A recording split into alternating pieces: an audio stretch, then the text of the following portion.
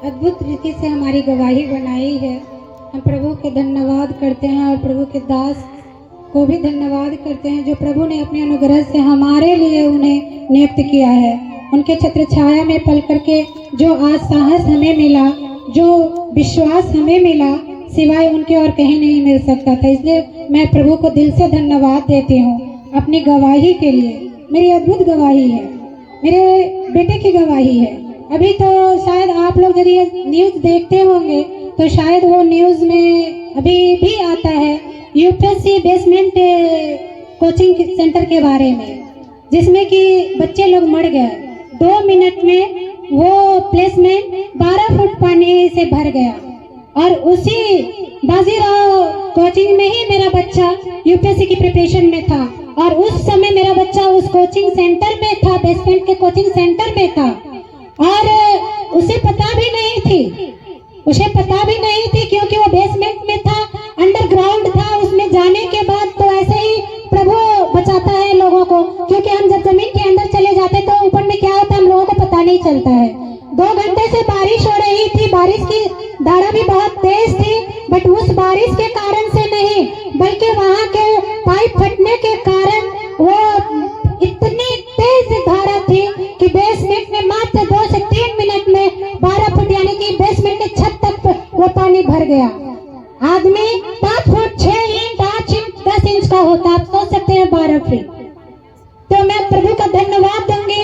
ये 7 अगस्त की बात है। 7 अगस्त मेरे लिए बहुत बड़ा दिन कहा जाए, क्योंकि मैं प्रभु को नहीं जानती तो शायद मेरा बच्चा मेरे हाथ में नहीं अब तक रहता।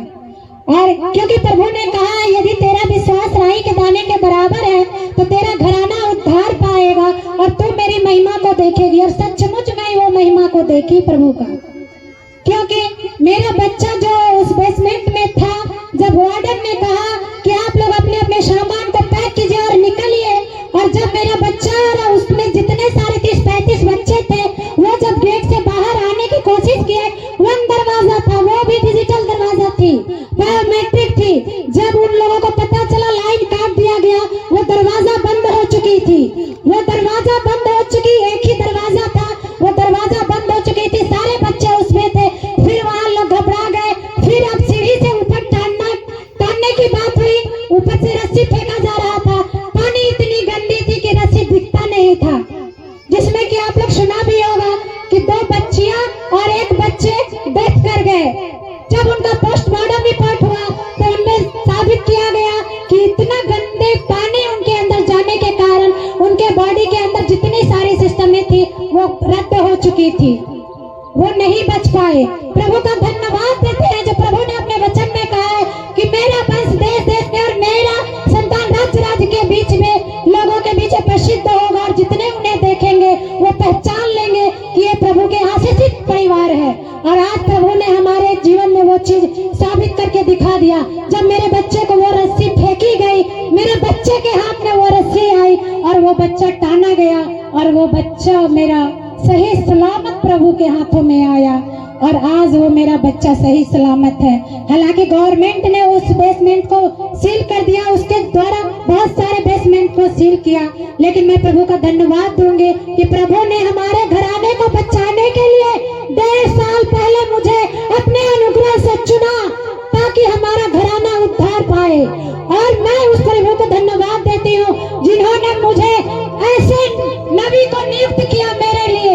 मैं नहीं जानती कि ये आप लोगों के लिए क्या मायने रखते हैं, लेकिन हमारे जीवन के लिए बहुत मायने रखते हैं। मैंने प्रभु से पहले इनको जाना, इनके थ्रू मैंने प्रभु को जाना, मैंने इन पे विश्वास किया, इनके बाद मैंने प्रभु पे विश्वास किया, क्योंकि इन्होंने प्रभु को दिखाया।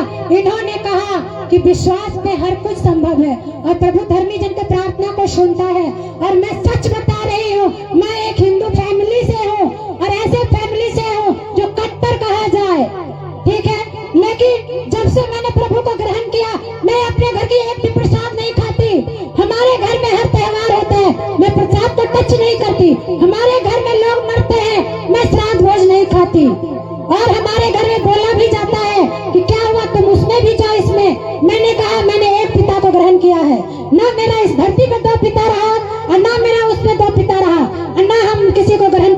करूंगी।